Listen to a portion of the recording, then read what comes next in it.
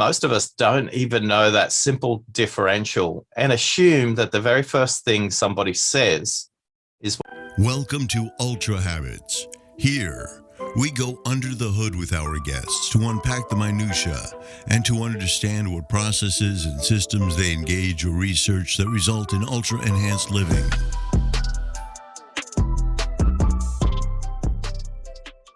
Howdy folks, it's RJ Singh coming to you from Ultra Habits. I am at the beach. I am sitting in my car.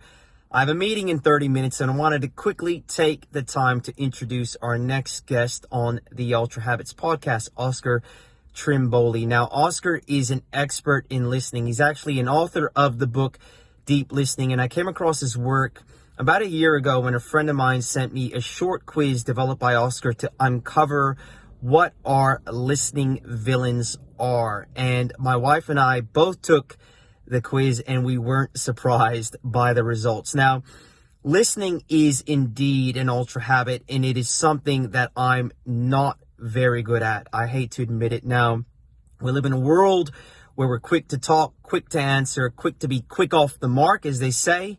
And I think what has happened as a result is we've really lost the skill and art, I suppose one can call it, of deep listening. Now, the good thing is Oscar believes it is a skill and it is a habit that we can practice. And this interview is all about how we can improve our listening skills, the power of actually deeply listening to each other.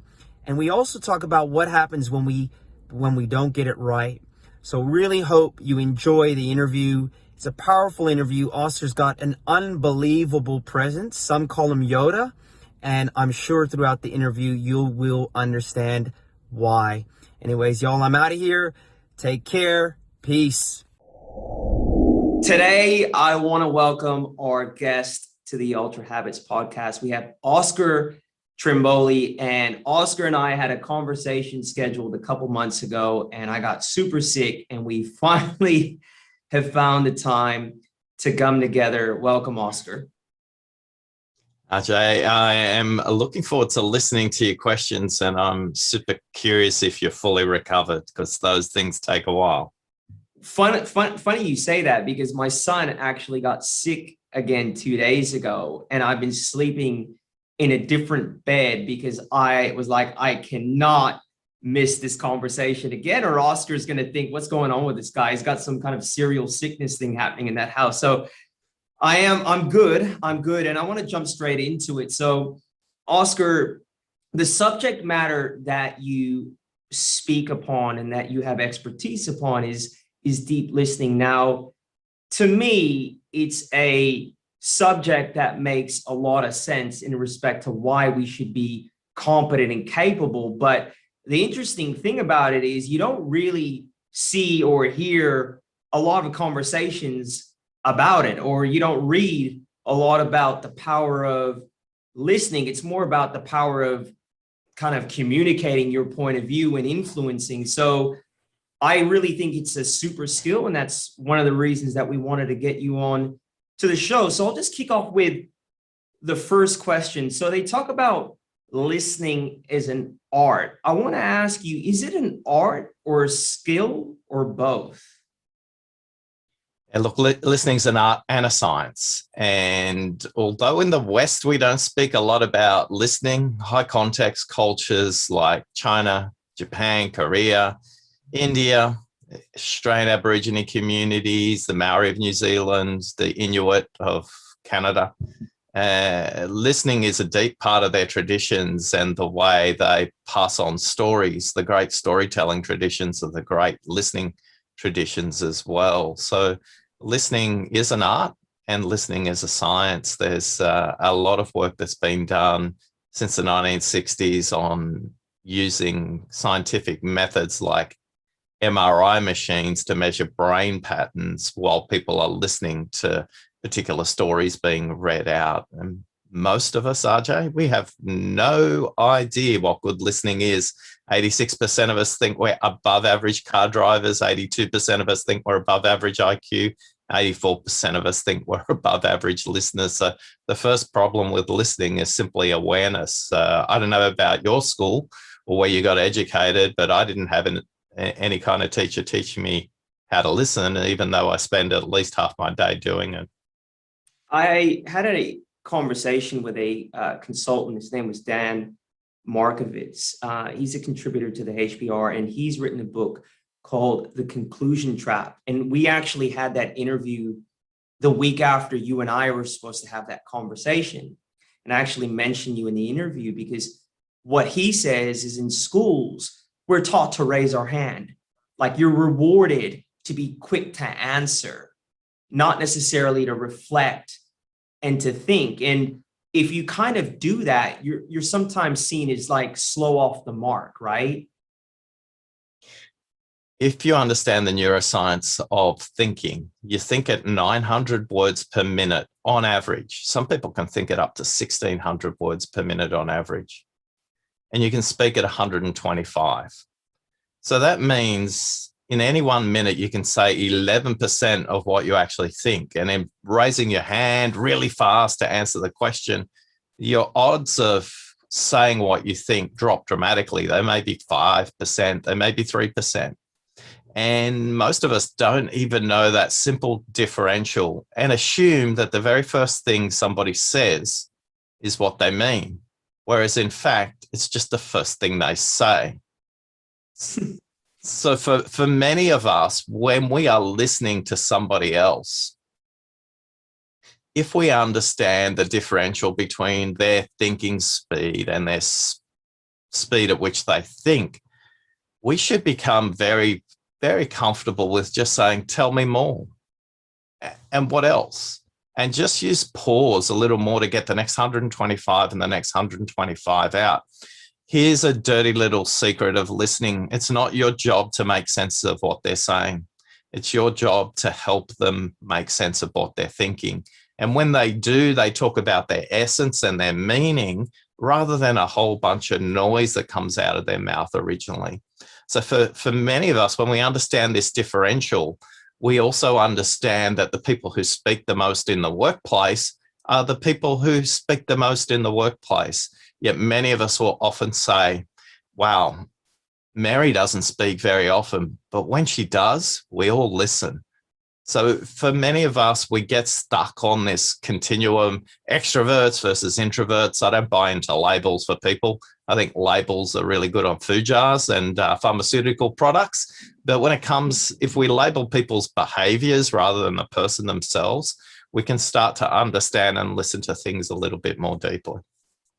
It's pretty profound. So you're saying going beyond what you may be hearing and the labels that we're presented with, and actually taking the time to decipher what's going on under the hood. That's pretty profound. So just on the back of what you said, why do you think people, and is this a Western thing in your experience? Because it seems almost built into us, but based on what you said earlier, it may be a Western quality. Why do you think we're so afraid of quiet moments in a conversation? It's embedded in our language. It's called the awkward silence, the deafening silence, the pregnant pause. There's a whole range of language that sits around that. In the East, silence is a sign of wisdom. It's a sign of respect. It's a sign of authority. And it's not unusual to be in a meeting in a Japanese office where the leader might hold silence for up to 3 to 5 minutes as they consider what's the alternatives. And now, the East, or high context cultures, which isn't only the East, it's cultures that value elders, it's cultures that value storytelling traditions. So you could go to the Amazon, you could go to the Inuit, way up in the polar ice caps of Canada. And the importance of being present and available first to listen, because here's the next dirty little secret of listening. Don't focus on the speaker as its starting point for listening. If you focus on the speaker, that's the wrong place to start your listening. Listening starts by listening to yourself. And in these high context cultures, there are great traditions of breathing, meditation, of presencing, In Australian Aboriginal communities, we have these things called yarning circles, where they're circles where you come together to tell stories. And the first thing you do is become present to yourself. Now, in 2015, the most commented thing in the Google Employee Engagement Survey was a practice they brought in that year, that if there are more than 6 people in a meeting, the meeting commences with 2 minutes of silence. Not only was it most commented on thing in their employee engagement survey, it was believed to be one of the most productive things they did in meetings of 6 or more. So when these practices are present, people can slow down, get the noise out of their own head, because most people turn up to a conversation with a radio station playing that's tuned into their own frequency. The radio station might tell them something about the last meeting you had with this person, or it could be the next meeting. And in fact, it's happening to you right now while you're listening. You could be thinking about a coffee you should have had, a meal you should have had, a chore you need to do on the weekend.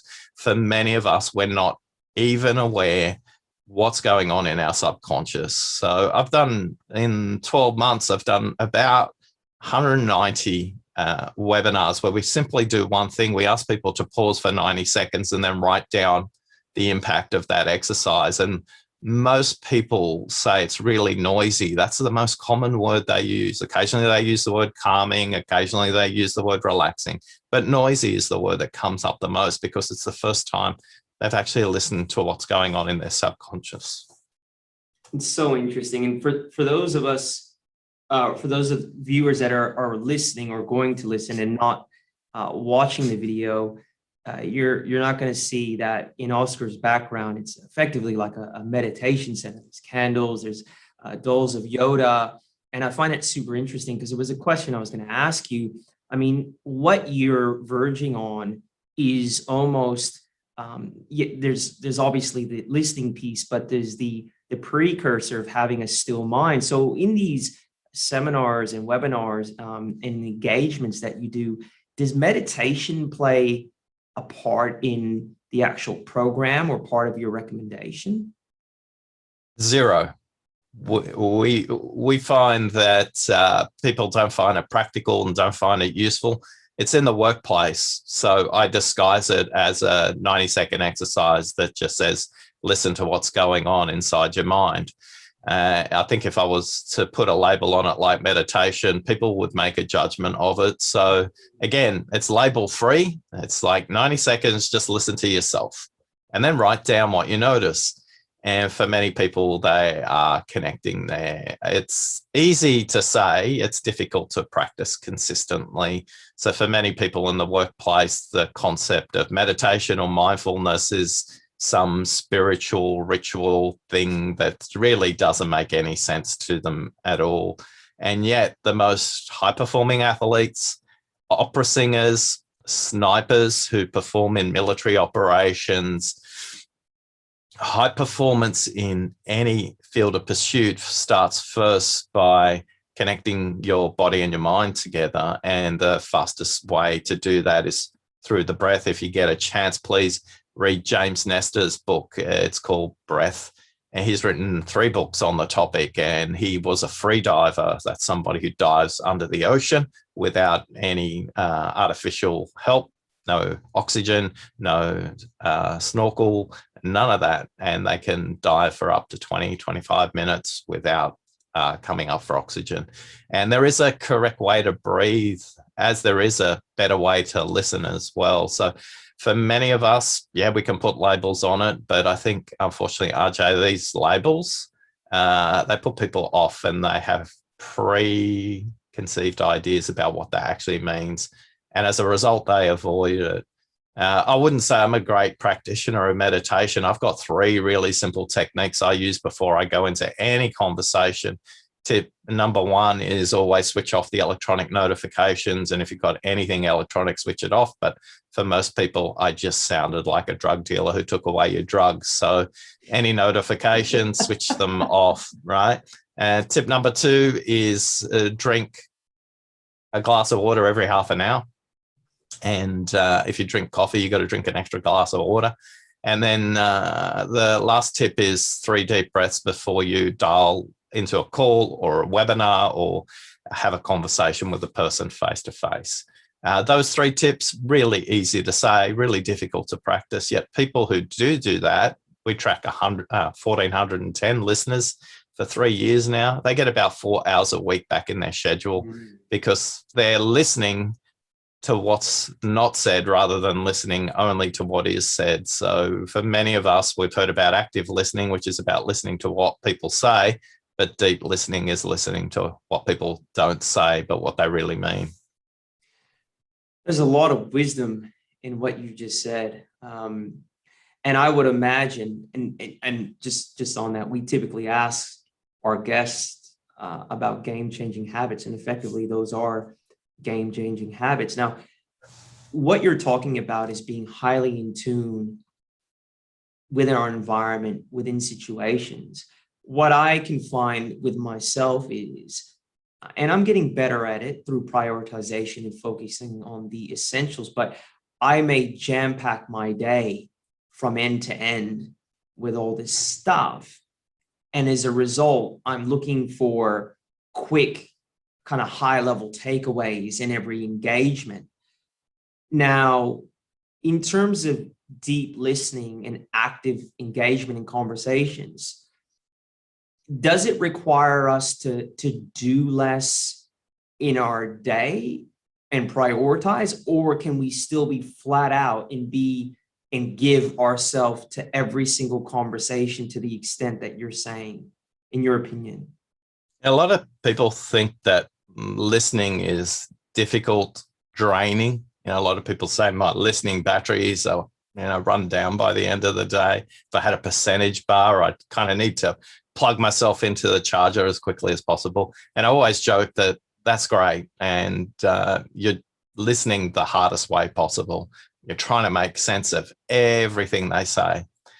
If you move your orientation to simply go, it's not about me in the conversation making sense of what they say. That's important if you're vague and not really paying any attention or giving any attention, then people will notice you're not listening. Listening is the willingness to have your mind change, but listening is helping the speaker make sense of what they say. And when you simply spend time with the speaker, helping them to make sense of what they say, listening is really light, it's fun, and it's actually energizing. So the choice about when do I go deep, you don't.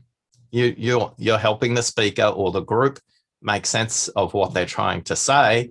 And by doing that, you'll find that your questions are shorter. So a really simple piece of maths for everybody to think about is this. If your question has got more than 8 words, it's linguistically biased. It means it's not even a question. It's a statement you're making with a question mark at the end of it. I do that a lot. I do that a lot.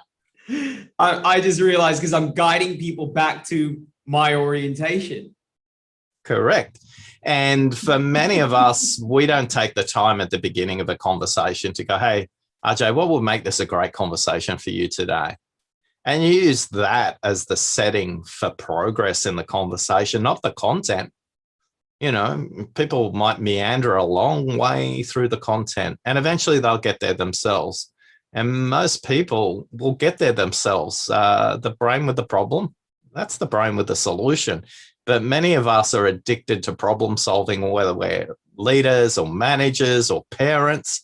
And we don't just take the time to go, if I just pause, help them listen to themselves, not only will they solve the problem now, but they'll have a way to solve it going forward. So they're not perpetually coming back to me and asking me the same question again. So people giggle and laugh because I'm forever saying, I'd love you to tell me more about that. Well, what else? And just using silence and pausing myself, they'll fill the space. And here's the way you've been successful, because a lot of people go, yeah, that's okay for you, Oscar. But what about for me? I'm busy and I've got lots of things and I'm back to back. And I say, look, it's really simple. When you ask these questions, the other person will do the following. They'll go, well, now that I think about it a little longer, what we should be talking about is, well, they go, you know what's important that we haven't discussed? And off they go. It's always preceded by breath. It's always preceded by their spine becoming a little bit more erect. It's always preceded by their eyes widening up because they're connecting to what they mean rather than what they've said the first time. And a lot of leaders, I ran a workshop just yesterday where we had 200 leaders on, and we talked about their listening addictions. And half the room's listening addiction was they just want to solve the problem as quickly as possible so they can move on to the next problem that they want to solve as quickly as possible. And we gave them a really simple technique to simply say, imagine if you could help them solve not just the problem they're bringing to you, but the system problem. Because a lot of people bring you symptoms, and your job is to help them understand how this is connected to other things as well. So listening shouldn't be tiring. Done well, you say a handful of words and let them come to their own insights. But don't get me wrong, if you say, tell me more, and then you say, tell me more, and then they say, tell me more, they're going to kind of get a bit frustrated with you because it's not really a human interaction. And you genuinely want to be curious and you genuinely want them to tell you more. But remember, as you just noticed, RJ, if you move the orientation to us rather than me, us is the intersection of them and you. So if you just move the orientation completely to them, you turn into a therapist, and that's no fun, unless you're a therapist, of course, but you're getting paid for that. Can I just quickly ask you, do you work with sales teams? Yeah, it's probably about a third of the work we do is with sales kickoffs. I'm also brought in to listen. You know, your call is being recorded for quality purposes. Right. I get to listen to some of those calls. And again, sellers often, what's consistently differentiating a good seller from a great seller? A good seller is trying to beat the competition, and a great seller is trying to help the client with a business case and solve their clients' problems. You know, a great seller is always focused on the customer's customer rather than just the customer alone. And those are the people who consistently perform above average and meet their quotas consistently as well. So sales team is one application of this. Leadership teams, customer care teams, another application. And my furious rant will be on employee engagement surveys, human resources departments who survey their employees ad nauseum and never do anything with it. Have you ever gone to a gas outlet and they want to take a survey, or an airport, they want to take a survey? You know, you never know what they do with that information. The difference between hearing and listening is the action you take. So it's one thing to hear what somebody says. It's another thing to take the action that they ask you to take as well. So there's some of the applications of listening in the commercial context, which is my orientation. Well, let's go there, because I think what's interesting is your background, I believe, was in marketing, in really understanding the nuances of communication, and I suppose how well or not well an organization is listening to their customers. So let's talk about listening in the commercial context. What happens when a firm gets listening wrong?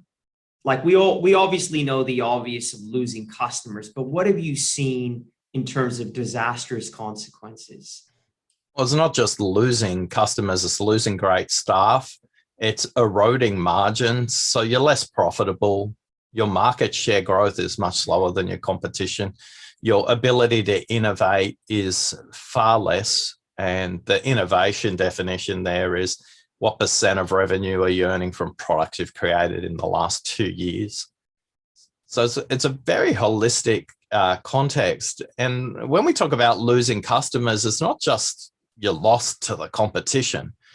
Because you're not listening to your customers aren't referring you to other people they know.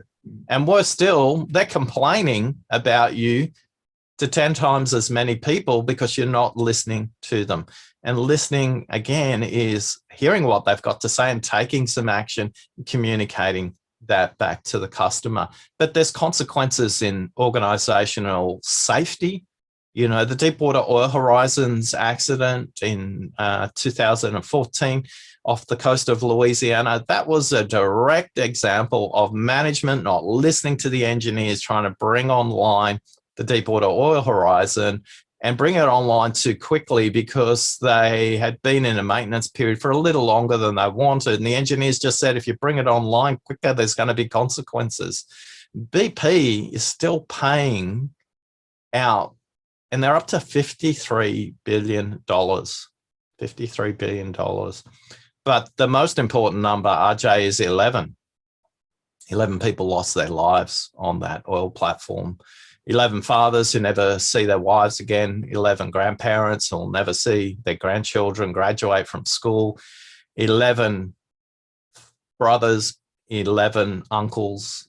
There's a big human cost when we don't listen. But you go back to 2005, Dr. Rajan Raghu was presenting in Jackson Hole, Wyoming, to a group of central bankers, the smartest people in the finance industry in the world, well, supposedly at least.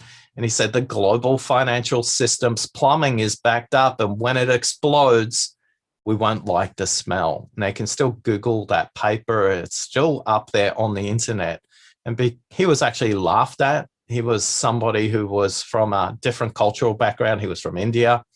He was a vegan. He loved to read Tolkien, who wrote Lord of the Rings, and he loved fiction. And he was an electrical engineer by training, and he was in a room full of central bankers and economists who all had a finance background. And many of us ignore opinions in the workplace of people who come from a different background. But on the West Coast, at exactly the same time, a medical doctor, Dr. Michael Burry, he was researching the finance industry as well, came to almost the identical conclusion, but from a different method. And it's no coincidence that the outsiders are the voices you need to listen to in a commercial context to understand where the opportunity is and where the risk is. But when we don't have our listening ears on, the costs can be hundreds of millions of people around the world lost their jobs. Billions of dollars in savings are evaporated. And I'm not sure that either the political or financial systems recovered from what happened back in 2008. Yeah. It's interesting when you put listening into a wider context like that, beyond just one-to-one, but you talking about systemic issues with listening or ignorance. The implications could be huge. So let's go into your actual material, Oscar. What are the 5 levels of listening? 5 levels of listening are: level 1, listening to yourself. Level 2 is listening to the content. Level 3, listening for the context. Level 4 is listening for what's unsaid. And then level 5 is listening for their meaning. You can't access the next level in the 5 levels of listening unless you've spent some time trying to build the foundations at the level before it. So it's very difficult to practice listening to the content when you're completely distracted by everything going on in your head. Now, a quick commercial break from neuroscience. You can listen continuously for 12 seconds. So don't worry if you get distracted while you're listening to me. In fact, I guarantee you have been distracted while you're listening to RJ and me. So for many of us, just knowing we're going to be distracted is enough. Oh, I'm distracted, so that's okay. Come back into the conversation. As opposed to Jackson Hole, Wyoming. Oh, wow. I hear there's really good fly fishing in Jackson Hole, Wyoming. I haven't booked a trip for fly fishing I might take the family camping in Jackson Hole, Wyoming. Hey, honey, should we go on a trip to Jackson Hole? Oh, hang on, back to the podcast. So the difference between a distracted listener who takes the 60 seconds that I just spent some time in Jackson Hole, Wyoming, or a deep listener is they know they're distracted faster and they just come back into the conversation much quicker. By the way, here's a really simple phrase that's guaranteed to drive deeper connection with somebody. When you do drift away and you've forgotten what they say, rather than try and figure it out, just say, hey, RJ, I'm really sorry. I just drifted off. Do you mind saying that again? Because I think it was really important. That takes courage. That takes courage. It doesn't take any courage. It just takes humanity. And it says, as one human to another, I know you get distracted too, but I'm just being honest about it. And I think a lot of people confuse courage with honesty, but don't say it over and over again, because then they know you're not listening and you're just drifting off all the time. But what it does too then is it creates a connection to go, wow, Oscar was honest enough to tell me that. He must really value the relationship. And people jump to the conclusion you just did. Oh, that's courageous. That's something that's unusual. If we did it more often, we'd have less confusion and conflict and chaos in relationships, because people would just tell each other the truth. And the truth is, the neurology of your brain is you can listen continuously for 12 seconds. So let's stop pretending that we're some Zen master who can listen continuously through the whole conversation. If you are, fantastic. But we're not all Zen masters. So we're all human. We're all got failings. We're all imperfect. And I think embracing our imperfection is one of the most important steps in becoming a better listener.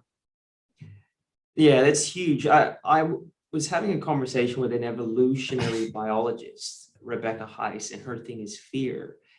And we were having a conversation about how much easier the world would be to navigate if we were just honest about our biases that we were born with, right? Like, we're all trying to cover up the fact that we have biases and prejudices because we want to have this cosmetic approach in terms of how we're looked at. And what you're saying is, instead of covering up these kind of, shortcomings or whatever you want to call it, that we just naturally have. And I mean, this comes across in conversations with my wife all the time. Like, I'm always trying to look like I'm switched on and I'm across it. And maybe I should just put my hand. How's that going for you? Oh, honey, I actually didn't hear you. Sometimes I'll make up an answer to a question I thought she said, right? Like, I'm like, hopefully I've hit the mark, right? Because I think that's what she said or I go to the shop and forget what she wanted me to buy, and I just take a punt and buy the wrong thing, and I come back and she's like, you didn't even listen to me. I'm like, well, you know what? I should have just called you and said, honey, I forgot what you told me, man. Yeah, and there you go. The cost of you just calling and saying that you forgot is much lower than the cost of you dealing with what you dealt with when you came home. Now, a question I get asked often is, do men and women listen differently? And what the research tells us is there's some marginal difference, but overall, not really.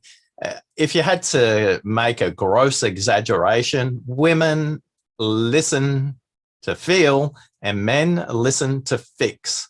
And if you're a man who's on this podcast listening, women aren't broken, so you don't need to fix them. You just need to listen. And if you listen, you don't have to do anything. You just be there and be part of the conversation. And men like to see some progress sometimes. So if they're trying to fix something themselves, then listen to them and help them understand some alternatives rather than just trying to figure out how they're feeling frustrated about the conversation as well. All of us have listening villains. And we've got a really simple 7-minute quiz if people want to take it at listeningquiz.com. And we'll tell you which one of the 4 listening villain comes up. And more importantly, we give you a personalized report with 3 steps, depending on what your villain is and the actions you can take around it. Because what I got asked over and over again, and I should have listened, but people kept saying to me, Oscar, please, can you write a book on that topic? Saying, look, I'm really busy. Thanks, but and then 3 months later, another client would say, could you write a book on that topic? And it's like, I'm really busy. And then eventually I just went, if I listen to them, then I write a book. And the same thing happened. People ask me, can you make that into playing cards? So we have these kind of playing cards that people, there's 50 playing cards. You can practice with one card a week, and it's got a little tip on it. And then eventually somebody said, can you make that into a questionnaire? I want to share that with my team. And I said, I have no idea how to make a questionnaire. And would you like to partner with me and we build a prototype together? Because by now, RJ, I've figured out when my clients ask me something, it's probably a good idea to listen, because it's probably going to create something useful, right? I don't want to come across as the perfect listener. I make lots of mistakes too, right? So we developed this quiz, and we've been quite delighted now that, over 8,000 people have taken the quiz, and they like how practical it is, and it's so quick. And organizations are using it, but also school teachers are using it as well, which is interesting, because in Western education systems, we're taught from very early in our schooling to listen for similarities. Where great innovation takes place is where people listen for differences, where breakthroughs in relationships happen. It's where we listen for differences. So one of the things you want to think about today is, have you been listening for things that are familiar, or have you been listening for things that are different? Most of us don't even understand we have this listening filter in front of us, and most of us have a bias for listening for similarities because our schooling system taught us to do that. But neither's right or wrong, by the way. It's just become conscious when it's going to be useful. In sales, for example, listening for differences becomes really good in building business cases. Listening for similarities, great way to build rapport early on in the conversation as well. That's brilliant. That's brilliant. Yeah, that's a really brilliant way of looking at it. So just to let you know, I took your quiz. My buddy Toph Evans, who interviewed you on a podcast back in the day, sent it to me. I think he was giving me a hint. And my wife and I took the quiz. I think I was a drama queen. Okay. Do you have like the dramatic type? Can you just go through what the villains are, Oscar? Yeah, that was me. Oh, that's me, brother. That is me. So there's 4 listening villains: the dramatic listener, the interrupting listener, the lost listener, and the shrewd listener. The dramatic listener loves to listen to the other person's story, because if they say to you, gee, I'm really struggling with with my manager, they'll say, oh, you think you got a bad manager? Let me tell you about my manager. I got the worst manager of all. You think you got a hard client? Let me tell you about my client. You think your kids are terrible? Let me tell you about. And what the dramatic listener is trying to do, they don't understand the difference between empathy and sympathy. They move from, they want to create an emotional connection with that person, but what they don't realize is they're moving from a place of, I want to connect to you, to I want to be like you. So they move from being somebody who's watching a stage performance to becoming the actor on the stage. In fact, not only the actor on the stage, but the lead actor on the stage. They make it all about them, right? And that is the precise phrase our researchers told us that people who interact with a dramatic listener get most frustrated about. They're listening, they turn everything into about them.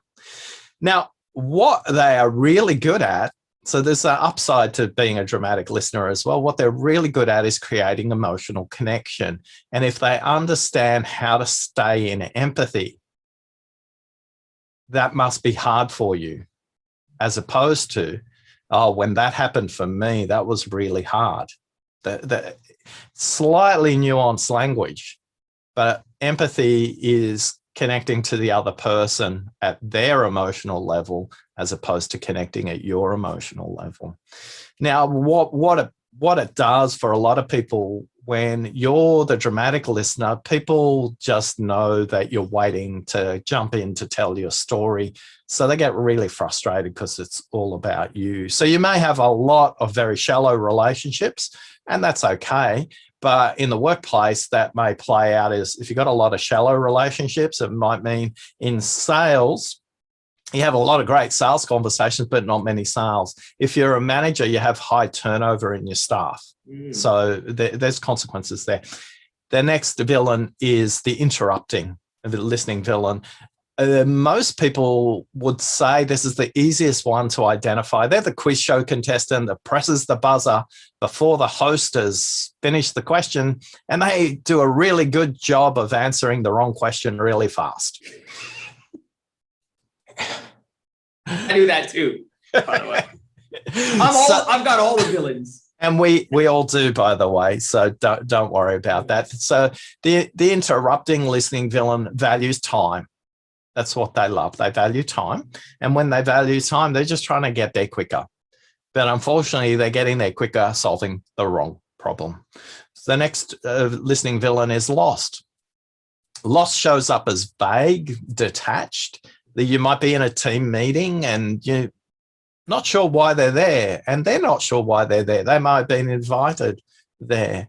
And for me, that shows up at home on a Sunday afternoon. We always have a meal on a Sunday, and my brother-in-laws come over very regularly, and they get into this religion. Oh my God, they get into this religion debate over and over. It's the same one. It's the same one.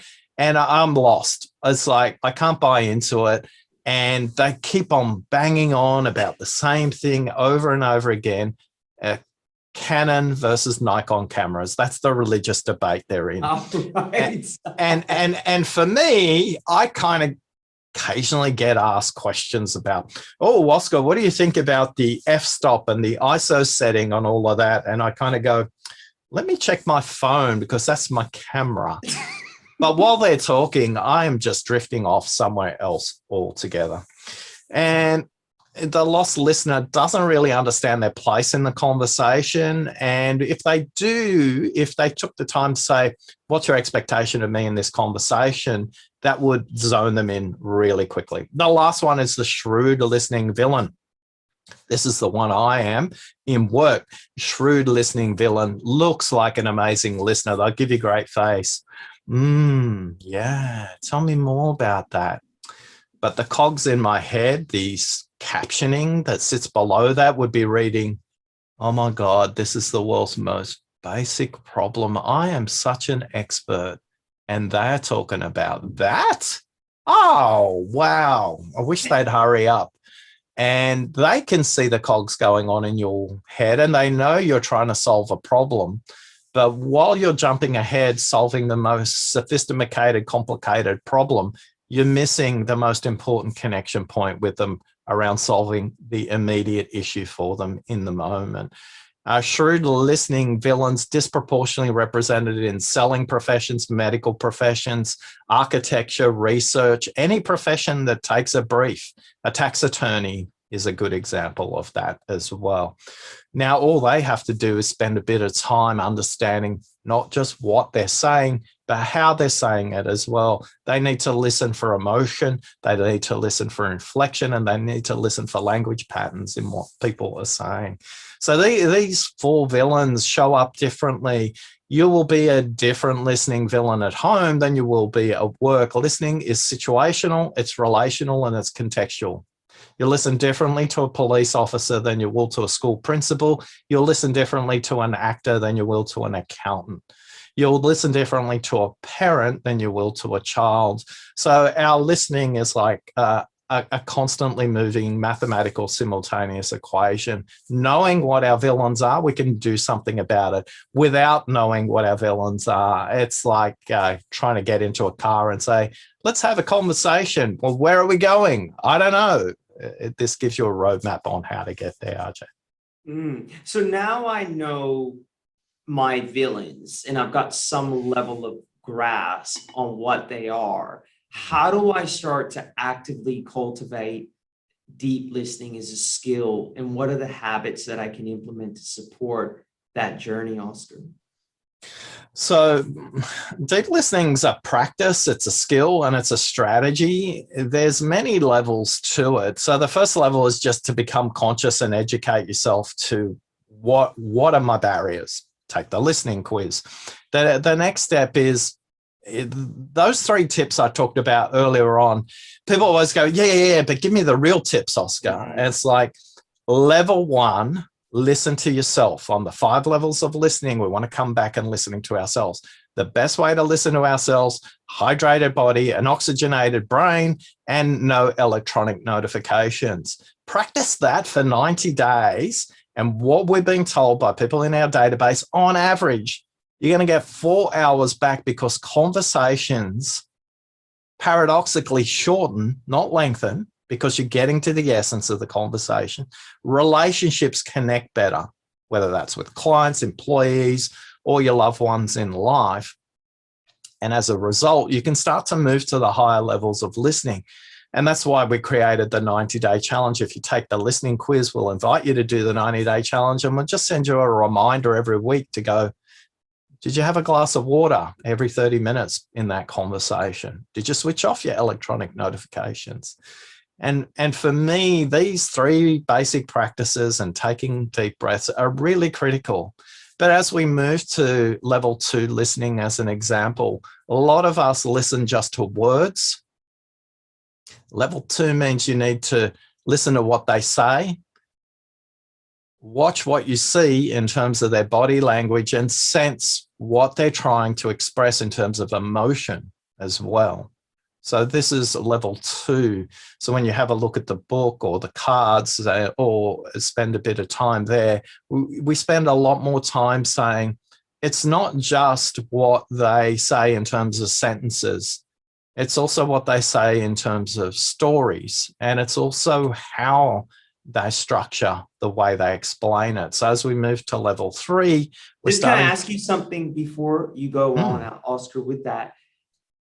Do you have to be an empathetic person to be a good listener?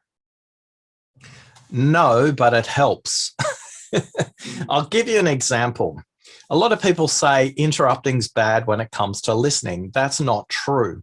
A good listener is like a good book editor.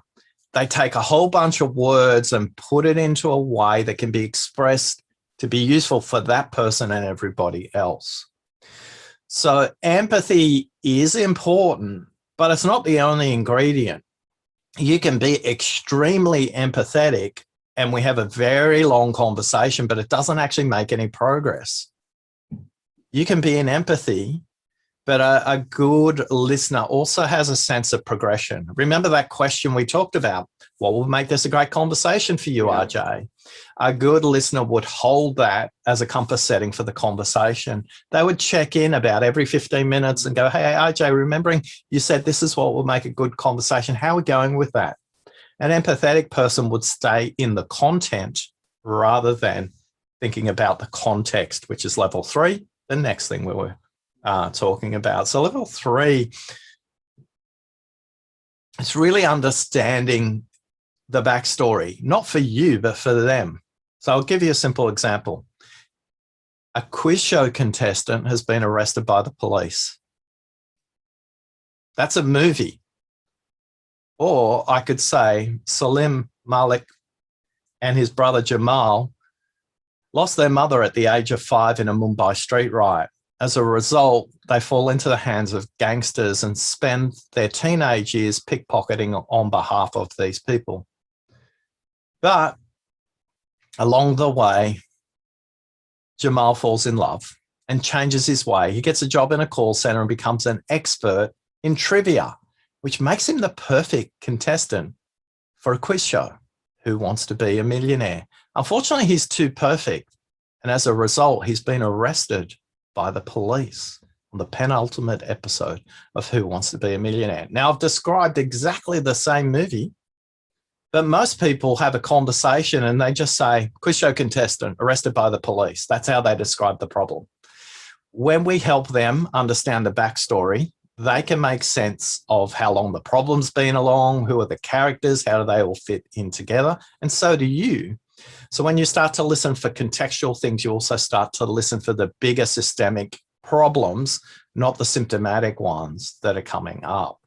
So quiz show contestant arrested by the police, there's the problem, or is it? Or is the problem about the perception of somebody who's too quick to answer the quiz? Then we go to level 4, we listen for what's unsaid. just simply say, tell me more and what else, and practice with silence. And then level 5 is listening for meaning. Jennifer is an ex-school teacher, and she has a son who comes home from school, and Christopher's his name. And at the age of 6, Christopher says to his mum, Mummy, I'm so excited we learnt division at school today. And his mum said, great, what did you learn? He said, I learned that 3 is half of 8. And Jennifer puts her hands in her head. She's an ex-primary school teacher.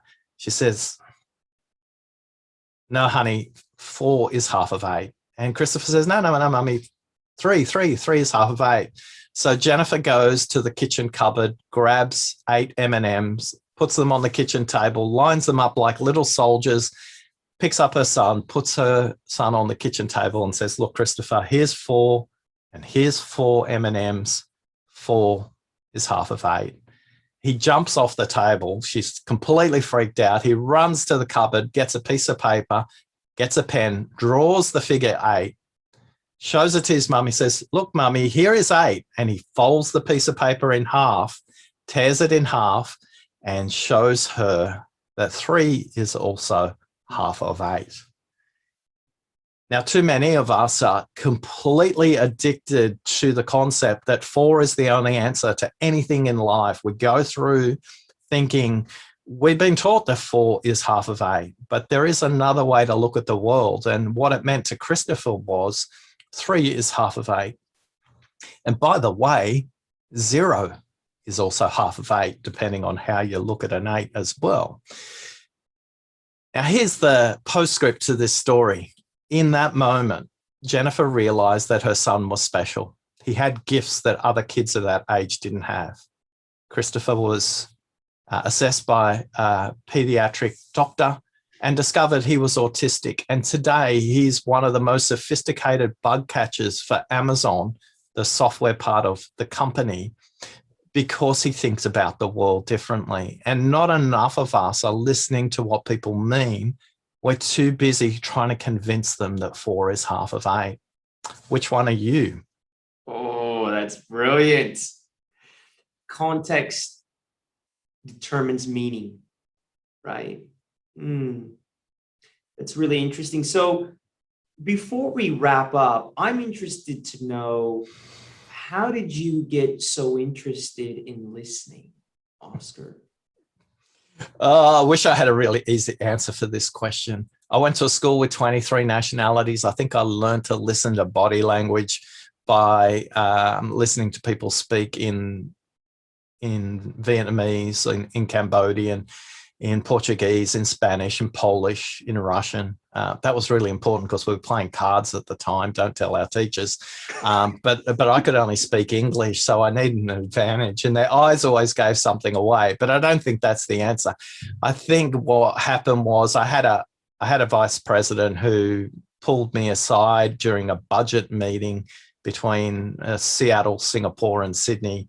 This was, I think, about 2008, 2009. She said, see me after the meeting at the 20-minute mark. And all I could think was, oh my God, I'm getting fired and I don't even know why. And all I was doing was trying to figure out how much money I had left. How many weeks of cash did I have left? And the meeting finished a little bit early. Well, it was pretty ominous because Tracy said, please close the door. It's like, please come here and sit next to me. It's like, she goes, you don't know what you did at the 20-minute mark, do you? And the captioning in my head just went, I'm getting fired and I don't know why. She said, at the 20-minute mark, the way you listened changed the trajectory of the meeting. Not only did it shorten it, it got us to where we needed to do because people gave up on their assumptions. If you could code the way you listen, you could change the world. Now, in that really profound moment where I should have been listening, the only thing that was going through my head is, I'm not fired. I've still got a job. And for 6 weeks, I never thought again what Tracy said to me until Brian, our chief financial officer, said to me, hey, tomorrow, can you come to our budget setting meeting? I want you to audit my listening. I said, Brian, I haven't got time for this listening thing. I don't know what you and Tracy have been talking about. but I got to deliver $1.2 billion on that budget line you just gave me. And I want to be busy. I want to be doing, I want to be making progress. He says, oh, look, I'll make it simpler. You are coming to the meeting tomorrow and you will order my listening. And for the first time in my life, I had to sit down and watch somebody else listen. And I went, oh, wow, he interrupts a lot. Oh, wow. He asks really long questions. Oh, wow. He thinks the first thing they say is what they actually mean. Oh, wow. Yeah, no pause. And so I'm writing down all these things. And then what I realize I'm writing down is how I listen and comparing it to how he listened. And that started a decade-long quest, which I'm on now, to get 100 million deep listeners in the world, because I realized that, yeah, I do listen differently. And if I could code it, I could change the world. That's extraordinary. And I think that's a lesson for anyone that has a skill. It's inspirational for anyone that has a skill or an ability to do something.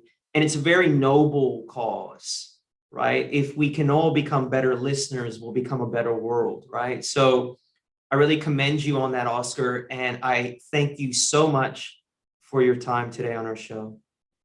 Thanks for listening. Now, yes. Now, quickly, where can our audience find you, Oscar? Where are you at? Listeningquiz.com. That's the starting place for everything. If you want to connect via socials, listeningquiz.com will point you to that, and you can take the quiz.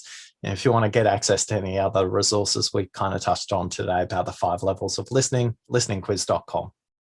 Thank you so much.